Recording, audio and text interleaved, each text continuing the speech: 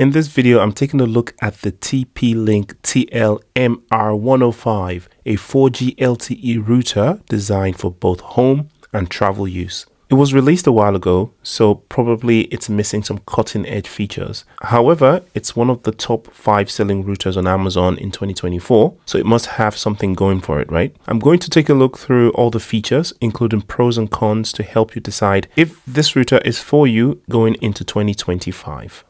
Right, first let's talk about the look and feel of this device. It's designed to be used not only as a home router, but as a travel router too. As such, it is small, light, with no moving parts. This compact design has both pros and cons to it, which I will talk about later. It has a slimline form factor, which makes it easy to pack into a hand luggage or laptop bag. It's aesthetic looking enough to sit on a shelf in a living room without ruining your interior design. All ports are conveniently hidden away at the back of the router, while the LED indicator lights are arranged neatly in a straight line in front. They're not very bright, so they won't be a problem at night either. Now let's move to something more important, the connections. With the TL-MR105, you can host up to 32 Wi-Fi devices at once. So smartphones, laptops, tablets, etc. All sharing a secure, stable 4G LTE connection.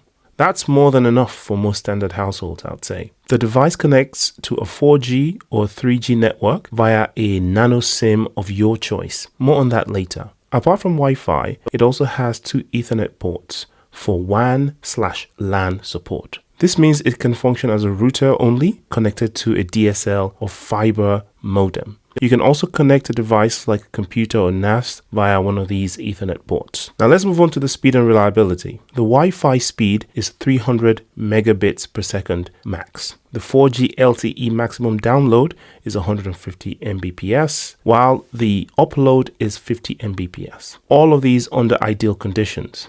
The real speed you get varies and depends on many factors, such as service provider, remoteness of location, and physical obstructions such as walls. Personally, I managed quite a good download speed, varying between 60 to 100 Mbps depending on the time of day. That's the other thing. Congestion also matters. That's good enough for my purposes. I had upload speeds of around 40 Mbps, which again is adequate for my needs. In terms of Wi-Fi connection, this is where I've had a little bit of an issue. When the device has line of sight, it's achieved reliable and stable connections throughout. The connection deteriorates quickly though between walls. One wall is still okay, but 2 walls completely drops the signal strength to near 0. This is one of the cons of the aesthetic design. It doesn't come with large antennae. Good news, however, is that it has 2 antenna ports at the back, so you can install stronger antennae to improve Wi-Fi signal strength. These are readily available for purchase online. If I find a pair of good ones, I will link them in the description, so have a look. People using this in an apartment, a camper van, or smaller setting won't have any issue with signal strength, I don't think. The nano SIM is easy to install with no setup required. Just insert the card in the designated slot and the device connects to the available network.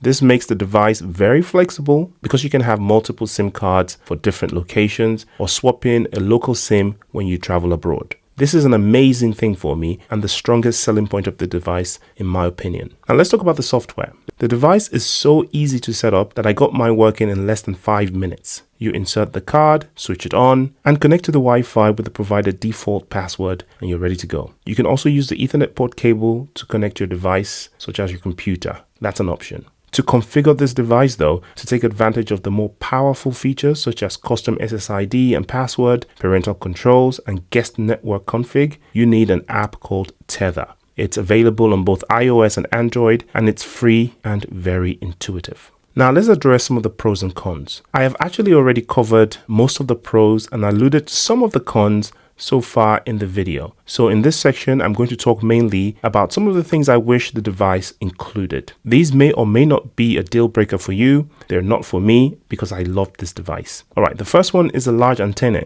I already talked about this before. I wish they were bundled in the package as an option so that you can attach them if needed. For instance, if you live in a multi-level home, you definitely need them to improve the Wi-Fi signal to cover the whole house and maybe even the garden. Yes, of course, you can move the router easily to the point of the house where you get the best signal, but you may just want to leave the router in one place and have it stay input. The second thing, which would be an absolute game changer and completely raise the game of this device, was if it had a built-in battery. This would make the device truly portable. One could use it in a car or take it to a park. Absolute game changer it would be. It's a shame that it doesn't have one. And number 3, in the absence of an inbuilt battery, it would have been absolutely awesome if this device could be powered via a USB-C port instead of the proprietary power supply. This way, one could use multiple power sources to power the device, such as a power bank, for instance. That would also increase the portability of the device. Also, in this day and age, it's time to do away with proprietary power supplies and just use USB-C as standard so that people can carry just one cable and power everything through that. The technology is there. I've seen devices this size use it. I don't know why TP-Link hasn't included this as an option.